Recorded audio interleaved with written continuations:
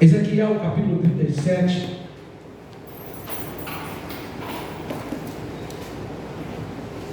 Essa é a primeira mensagem que eu vou pregar no livro de Ezequiel capítulo 37, mas vai ter sequência dela, ok? E hoje eu quero falar sobre restituição. À medida que você encontrar, se coloque de pé.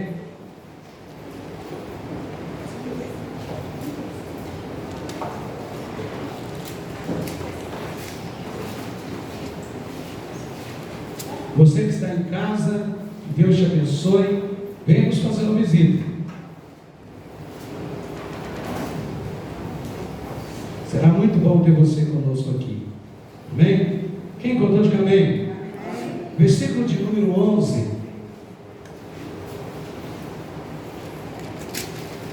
Podemos ler? Amém? Amém. Ezequiel 37, 11. Quem não ganhou o coraçãozinho, procure aí com a Jo. Se tiver aqui, nós vamos fazer para você pegar de novo o coraçãozinho, tá bom? Para você colocar o nome de 3 pessoas para você orar para ir para o impacto.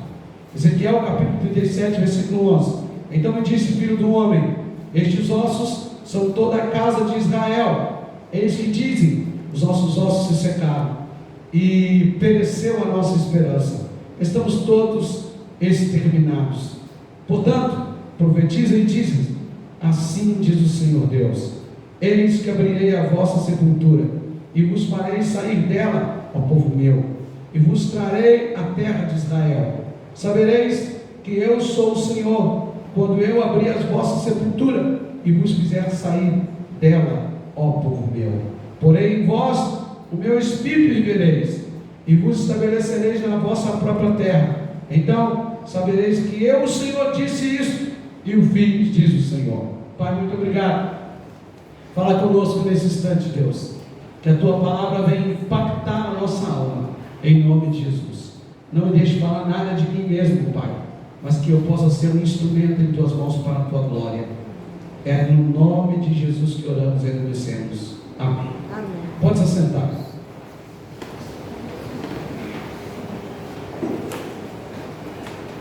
Queridos irmãos, hoje eu quero pregar sobre o seguinte tema: restituição. Poderíamos até incluir aí tempo de restituição, mas eu quero falar sobre restituição. Quem nunca precisou fazer o caminho de volta? Quem nunca precisou parar e reavaliar a sua vida? Quem nunca parou para olhar e dizer: por que eu fiz aquilo? Quando nós olhamos esse texto bíblico, e eu quero encaixar você dentro do contexto histórico, é o momento em que Israel estava vivendo uma degradação moral e espiritual terrível. O povo tentando fugir de Deus, tentando correr de Deus, longe dos princípios de Deus. Várias nações ao redor entrando, destruindo Israel, levando o cativo, aprisionando, fazendo tantas misérias em Israel. E agora Deus tem uma promessa para o povo: fazer eles voltarem para casa e restituir de novo esse povo. Mas Deus chama esse povo para reavaliar a história deles, para olhar para a vida deles. E Deus promete nesse texto um tempo de restituição, um tempo em que Deus iria reorganizar de novo a história do seu povo. E é exatamente isso que nós precisamos em muitas vezes na nossa vida, em muitos momentos da nossa história: restituição. Restituição de vida de oração, restituição de vida de leitura da palavra, restituição de uma vida de fé, restituição de vida em comunidade. É disso que nós precisamos. Deus encontra um povo totalmente destruído, e Deus chama o profeta e leva o profeta para uma visão, mas que parecia mais um pesadelo. Deus mostra ao profeta muitos ossos espalhados e ossos sequíssimos, e falando no português claro, Deus leva o profeta como se fosse para dentro de um cemitério cheio de covas abertas, e diz para o profeta: este é o meu povo, assim está o meu povo. Aquele povo vibrante, aquele povo que viu o mar vermelho abrir, aquele povo que tinha histórias para contar, agora eram os filhos dos filhos. Essa geração não é a geração que saiu do Egito, não é a geração que nasceu no deserto, mas é a geração que já estava na terra prometida, já tinha passado por alguns empecilhos, e agora estavam vivendo de novo o tempo de escravidão, porque viviam brincando com a fé. E Deus então chama Ezequiel e diz: Ezequiel, eu quero te mostrar como está o meu povo. E a visão que Ezequiel tem é terrível. É uma visão que talvez muitos de nós não gostaríamos de ter. Imagine você olhar e ver um vale de ossos sequíssimos. Imagine você olhar e ver um cemitério com catacumbas abertas, ao céu aberto, e você olhando e vendo que cena terrível deve ser aquela cena. E essa era a cena que Ezequiel estava vendo. Então Deus faz uma pergunta para Ezequiel: Ezequiel, tem jeito com esse povo? Esse povo pode reviver? O que nós vamos fazer é basicamente isso. E Ezequiel então diz: Senhor, tu sabes. E o que nós podemos aprender, irmãos e irmãs? Porque muitas vezes é assim que nós estamos. Literalmente, não era assim que o povo estava. O povo não estava morto fisicamente. O povo não estava seco fisicamente. Mas olhando para dentro, para a alma, esse é o raio-x da questão que Deus mostra para Ezequiel. Olhando, o povo estava lá andando, alguns talvez até sorrindo em algum momento, mas no olhar de Deus, que Deus estava vendo, era um vale de ossos secos. Era um povo morto na sua esperança, era um povo morto na sua fé, era um povo morto em acreditar no Deus que podia fazer milagres. E qual a diferença para muitos de nós? Nós olhamos, está todo mundo andando, todo mundo rindo, todo mundo nas redes sociais, batendo foto, todo mundo festejando, todo mundo celebrando, aparentemente, mas quando Deus olha, o que Deus vê em nós? O que Deus vê na minha vida e na sua vida? Como nós estamos diante do olhar de Deus? Nós precisamos urgentemente de um tempo de restituição na vida da igreja. Nós precisamos urgentemente desse sopro do Espírito que pode transformar vales de ossos secos em um exército poderoso para a glória de Deus. Então nós aprendemos lições importantes hoje, irmão. E eu quero que você guarde no seu coração algumas coisas que nós vamos falar aqui hoje. Repita comigo: em primeiro lugar, Deus estava olhando para um povo sem fé e sem esperança. A primeira característica de alguém que é como um vale de ossos secos é alguém que perdeu a sua fé e a sua esperança. E pasme que eu vou dizer para você, porque esses não estão fora da igreja, esses estão dentro da igreja. Nós temos o costume de achar que sem fé e esperança é o mundo, mas muitas vezes nós estamos dentro da igreja, mas não temos mais a mesma fé e a mesma esperança de tempos atrás. E quando isso acontece, nós nos tornamos um vale de ossos secos. E o que é um vale de ossos secos? É alguém que não tem mais nenhuma ação, é alguém que não se move no mover de Deus, é alguém que está no meio, mas não faz parte do meio. E é exatamente isso que Deus diz para Ezequiel no versículo de número 11. Olha o que Deus diz: então me disse o filho do homem, estes ossos são toda a casa de Israel. Sabe o que significa a palavra Israel? Príncipe de Deus. Olha o que Deus está dizendo: o meu príncipe, o meu povo está como um vale de ossos secos. E Deus ainda diz o porquê, Deus ainda mostra a causa, sabe? Eis que dizem: os nossos ossos se secaram e pereceu a nossa esperança, estamos de todos exterminados. A falta de esperança. Qual esperança? De que Deus ainda poderia fazer algo por eles, de que Deus ainda poderia mover a vida deles. Estavam acostumando com a vida de escravos. Aliás, os nossos bisavós, tataravós, nossos pais foram escravos no Egito, foram escravos na Babilônia, foram escravos, estavam se acostumando com a vida de escravo. Sabe quando você se torna um vale de ossos secos? Quando você se acostuma com a escravidão do pecado. Quando você vive dentro da igreja, mas vai se acostumando dizendo: Deus não pode fazer mais nada comigo. Já passou meu tempo. Sabe aquela choradeira de quem não confia mais em Deus, de quem não espera mais em Deus, mas fala de Jesus, canta para Jesus, mas está como um vale de ossos secos, porque não tem mais a esperança de um Deus que faz milagres e maravilhas. Não tem mais a esperança de um Deus que tem a capacidade de pegar um vale de ossos secos e transformar ele em vida. Esse era o raio-x de Israel. Essa era a dinâmica que Israel estava vivendo. E Deus diz para Ezequiel: Ezequiel, este é o meu povo. É um povo que está trabalhando, que na escravidão faz o que tem que fazer. Mas eu olho para eles e eu vejo como um vale de osso seco. Por um detalhe: eles não esperam mais em mim. Não há mais esperança no coração deles. E quantas vezes, irmãos, nós encontramos pessoas dentro da igreja que não tem mais esperança de que Deus vai fazer, que não tem mais esperança de que Deus vai operar, que perderam a esperança de que o Deus que abriu o mar vermelho ainda continua sendo o mesmo Deus, vai continuar sendo. Não tem mais esperança de que Deus pode fazer algo na vida do seu esposo, da sua esposa, do seu filho, da sua filha, ou até mesmo na vida da igreja, dizendo: a vida toda nós fomos assim, pequenininhos, a vida toda é esse jeitinho, não, nós vamos ficar por aqui. Não, nós temos que ter esperança. O Deus que começou a boa obra é fiel para terminá-la. Senão nós seremos como um vale de ossos secos. Não tem jeito não, meu pai foi assim, então ele puxou o avô, ele puxou o tio, ele puxou isso. Irmão, nós precisamos ter esperança de que Deus é o Deus que quebra maldições, Deus é o Deus que opera milagres, Deus é o Deus que faz maravilhas, Deus é o Deus que tem uma palavra viva e eficaz. E é isso que nós precisamos entender. E Israel estava assim, sem esperança. Era melhor ser escravo, era melhor ser oprimido por todo mundo, mas eles não tinham mais esperança de serem livres. Até que Deus olha para Israel, e Deus chama Ezequiel e diz: Ezequiel, vai lá e mostra para o meu povo que eu ainda estou em atividade sobre a vida deles, e que eu vou abrir as sepulturas, e que eu vou soprar sobre eles o meu espírito. E quando isso acontece, o milagre vem, irmãos e irmãs. Sabe, nós precisamos ser restituídos nessa esperança. Nós precisamos viver esse tempo dessa restituição em uma esperança viva, em uma esperança eficaz. Você precisa esperar em Deus, você precisa acreditar em Deus.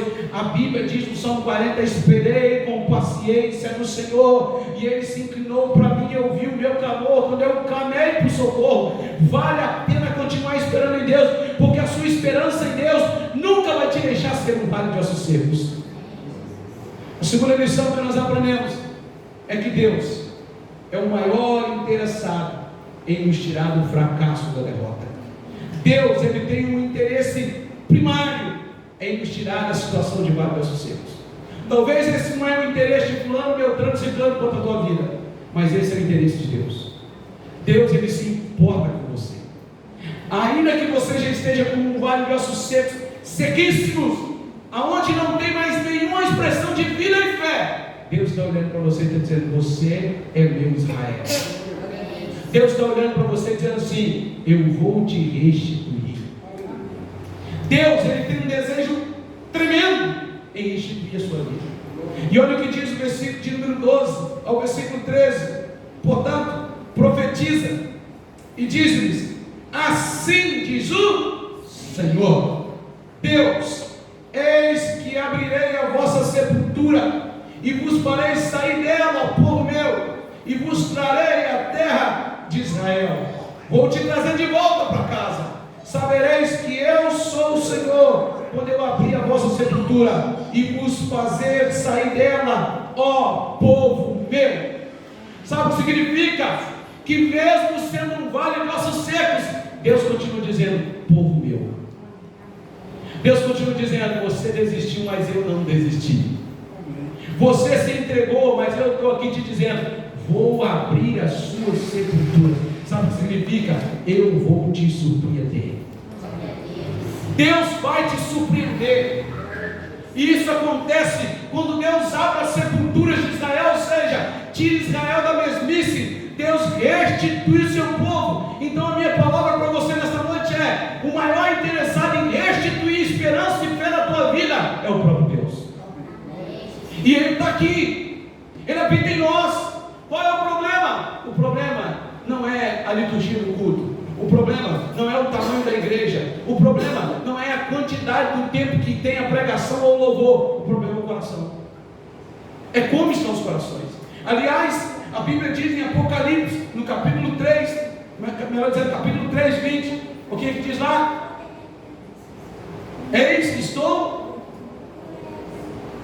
Então, olha só, irmãos, você precisa se levantar, você precisa abrir a porta, e você precisa dizer para o Senhor: eis-me aqui. Porque se você ficar aí, sentadinho, ouvindo, mas não fazer nada, não vai adiantar. Você precisa fazer alguma coisa. Você precisa abrir a porta. Abra sua Bíblia, se você puder, em Apocalipse.